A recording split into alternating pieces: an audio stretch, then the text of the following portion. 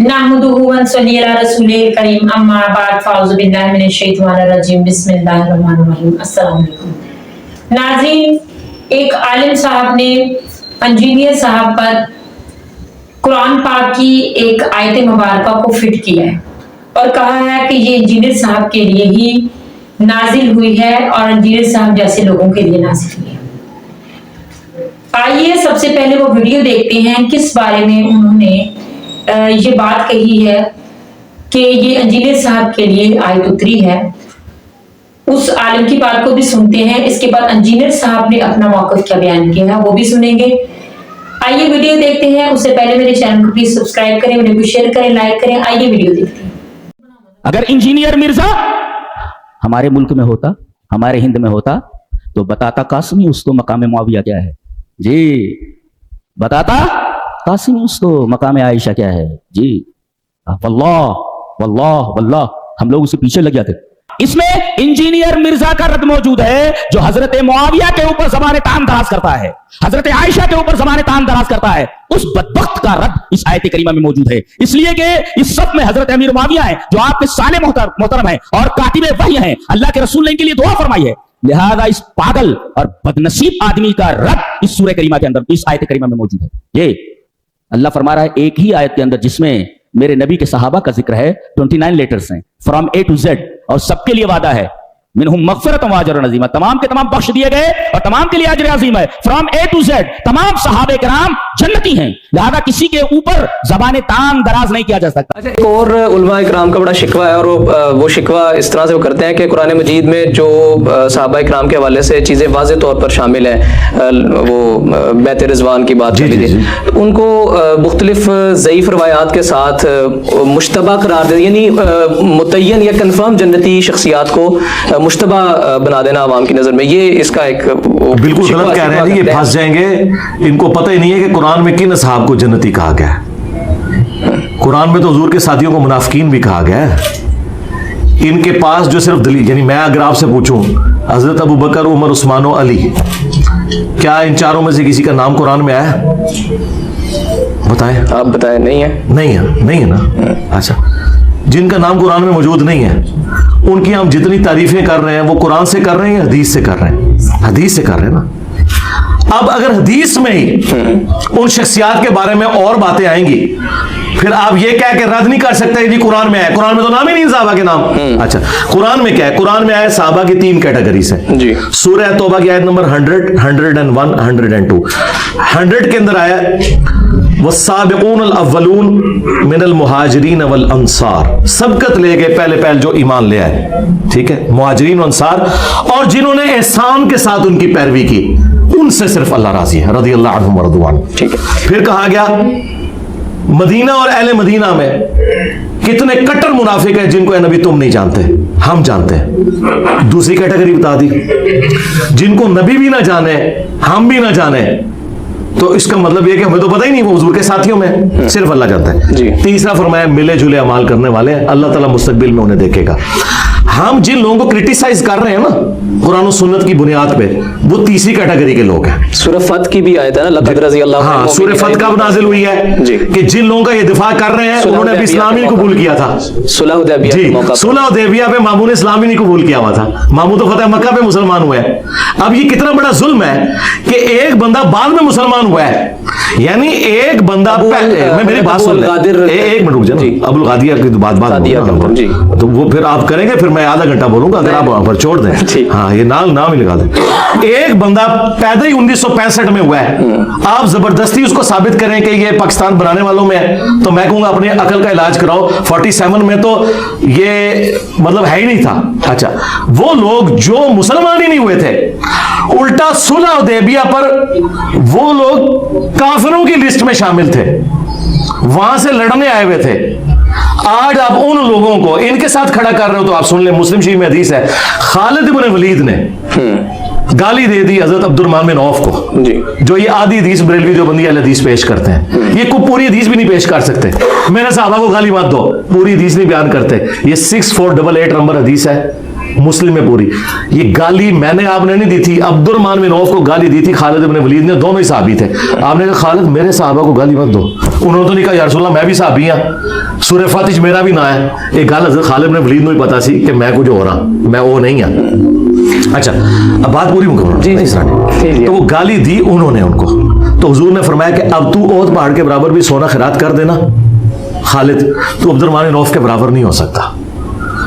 खालिद इब्न वलीद वो हैं कि जो फतेह मक्का से पहले मुसलमान हुए हैं, उनको हुजूर कह रहे हैं कि तू तो शाही कोई नहीं अब्दुर्रहमान बिन औफ के मुकाबले पे, शाही कोई नहीं भी छोटा लफ्ज है। आप फरमाया कि ओहद पहाड़ जो 7.5 किलोमीटर पे है, ये सारा सोने का हो जाए जी, और अब्दुर्रहमान बिन औफ इतनी सी गंदम दे ना, तो उसके बराबर नहीं हो सकता। अब इस गंदम की कीमत देखें और 7.5 किलोमीटर पे फैला हुआ ओहद पहाड़ चटियल पहाड़ों का, उसका सोने का वजन करें तो शायद कोई नहीं, ये भी लफ्ज छोटा रह जाएगा।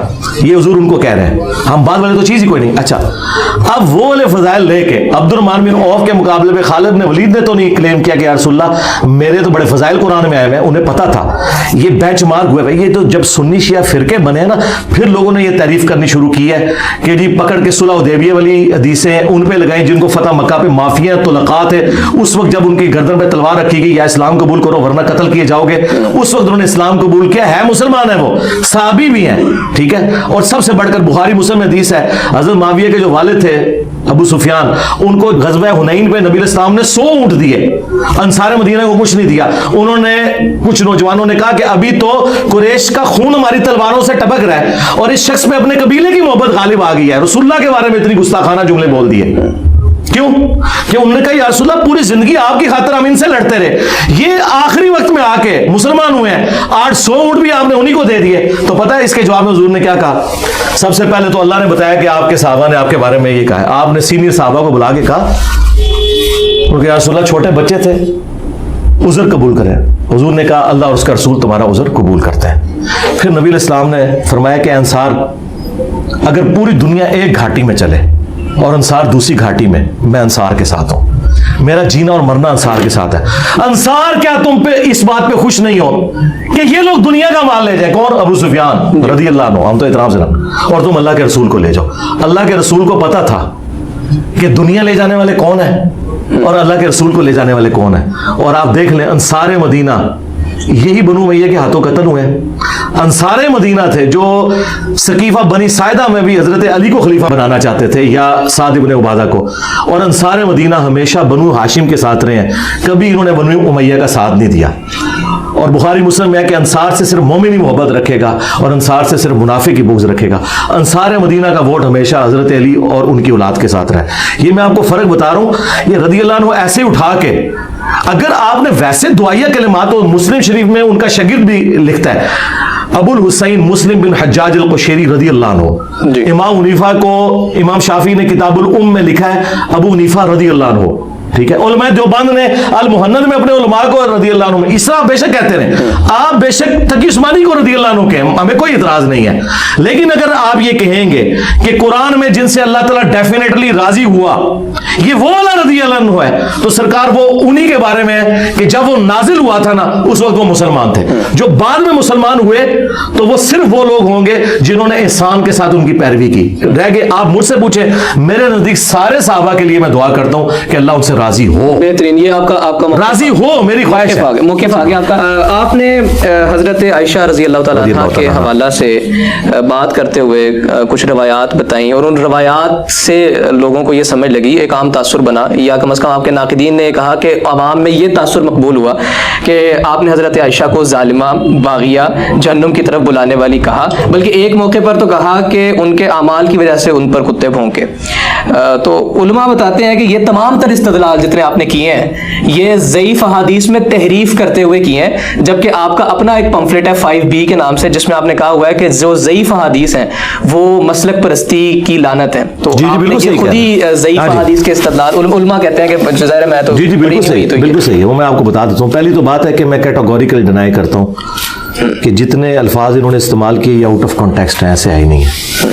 सैयदा आयशा सलामुल्लाहि अलैहा की शान में अगर किसी की वीडियोस हैं तो मेरी हैं, बाकियों की सिर्फ ये reply to engineer Mohammad Ali Mirza, और आज की नहीं है, सालों से अपलोड हो रही है। सैयदा आयशा पे जो वाकया इफ्क वाली तोहमत लगी जो बुखारी मुस्लिम में आया, उसके ऊपर मेरी तफसीली वीडियो है। सैयदा आयशा के फ़ज़ाइल के ऊपर मेरी तफसीली वीडियो है। सैयदा आयशा पर जो राफजियों ने बकवासियात किए उसके रिबटल में मेरी वीडियोस हैं। सैयदा आयशा का तो दिफाई हमने किया है, बिल्कुल ठीक। अच्छा, फिर 5 बी रिसर्च पेपर में सैयदा आयशा का नाम जहां जहां आया है, रज़ी अल्लाह ताला अन्हा उसके साथ लिखा हुआ है, उम्मुल मोमिनीन लिखा हुआ है।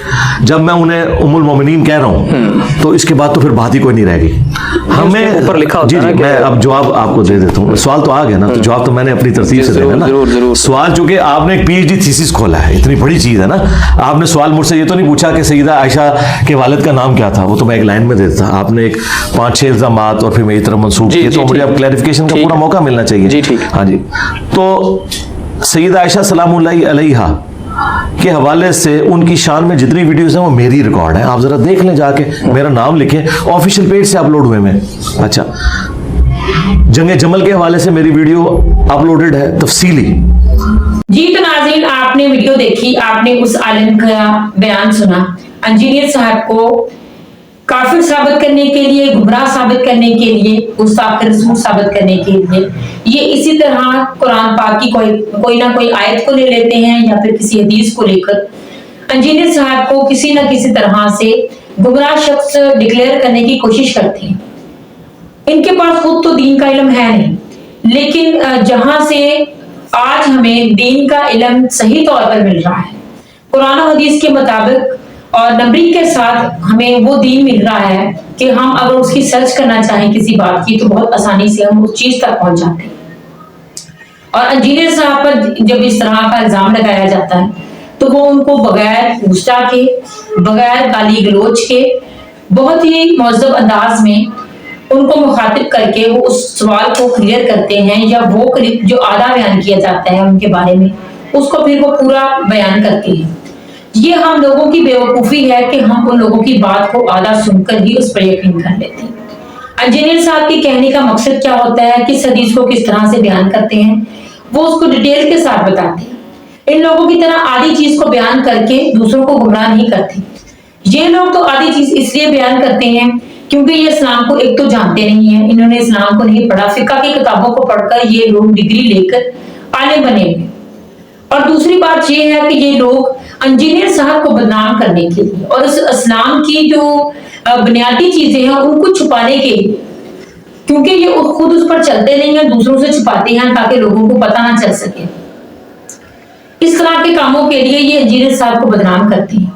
अल्लाह पाक से हम इनकी हदायत की दुआ कर सकते हैं। अल्लाह पाक इन सबको हदायत अता फरमाए। अल्लाह पाक हम सबको अपने अहकामात पर चलने की तौफीक अता फरमाए, आमीन। चैनल को प्लीज सब्सक्राइब करें, वीडियो को शेयर करें, लाइक करें, कमेंट्स बॉक्स में जाकर अपनी राय का इजहार भी जरूर कीजिएगा। अस्सलाम वालेकुम।